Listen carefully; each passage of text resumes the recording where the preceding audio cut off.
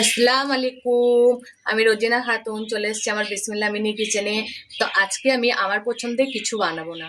একজন কমেন্ট করেছেন পাস্তা বানানোর জন্য, তাই আজকে আমি পাস্তা বানাবো। তো আমার আগের ভিডিওতে প্রথম কমেন্ট করেছেন রোজিনা খাতুন, আর দ্বিতীয় কমেন্ট করেছেন মিনা খাতুন। তো থ্যাংক ইউ কমেন্ট করার জন্য। এবারে আমি উনুনটা জ্বালিয়ে নিয়ে পানিটা গরম করে নেব।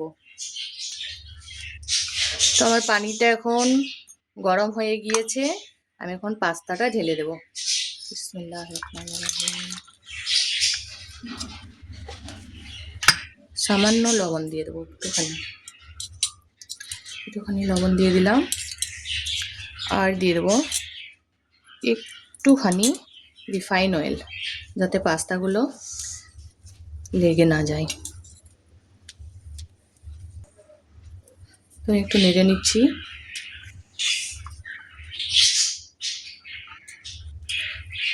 তো পাস্তাটা সেদ্ধ হতে হতে আমি সবজিগুলো কেটে নেব। তো আমার পাস্তাটা এখন সিদ্ধ হয়ে গিয়েছে।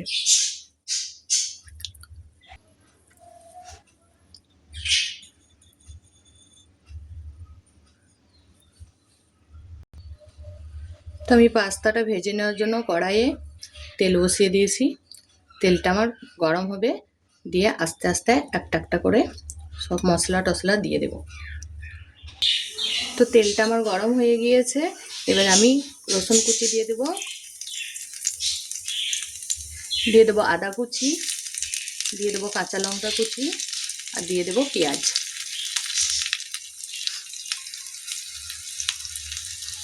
তারপরে দিয়ে দেবো একটু ক্যাপসিকাম, তারপরে দিয়ে দেবো একটুখানি টমেটো। নেড়ে নেবো ভালো করে, একটুখানি লবণ দেব। আমি পাস্তা সেদ্ধ করার সময় লবণ দিয়েছি, তাই এতে অল্প দেব। আর একটুখানি হলুদ গুঁড়ো দেবো কালারটা আসার জন্য।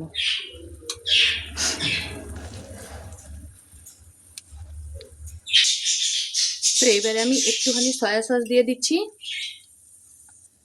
আর একটুখানি দেব টমেটো সস। নেড়ে নেবো ভালো করে, তারপরে দিয়ে দেব সেদ্ধ করা পাস্তাটা।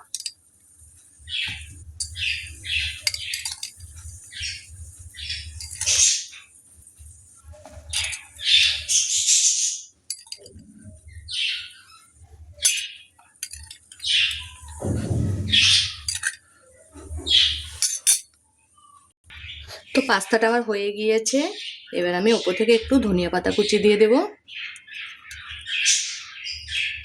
আর দিয়ে দেবো একটুখানি ম্যাগি মশলা।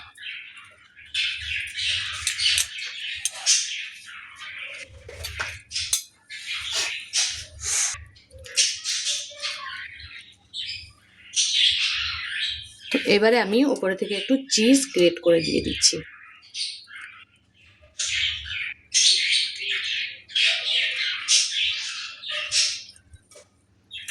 এবার দেখবো এর টেস্টটা কেমন হয়েছে।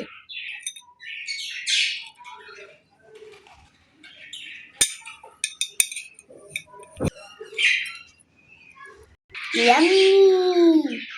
Like our channel, subscribe.